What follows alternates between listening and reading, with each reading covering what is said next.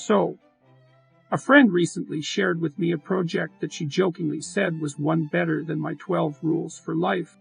You see, this gentleman's book was a list of 13 things.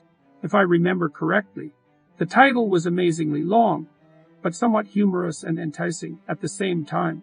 It was something like 13 things you can do that are better than your moral outrage on social media, that will also make the world a better place. Or at least the title was somewhat close to that. After glancing through the list, it appears obvious, at least to me, that no one has read this book.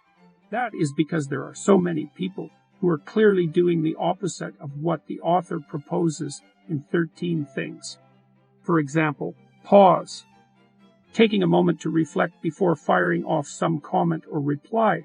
For example, the opposite of how the current president of the United States behaves most of the time, or that is how it appears to be.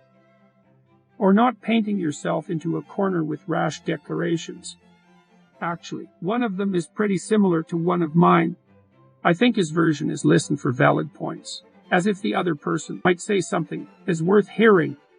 Other chapters include things like, seek a common good, don't feed the trolls, broaden your vision, forgive and offer grace, and let people change.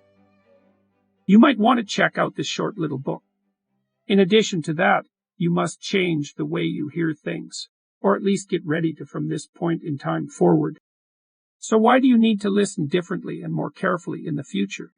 Well, even though you might have thought this was some type of praise of the book by Jordan Peterson, it's actually an artificial intelligence system that is intended to sound like me.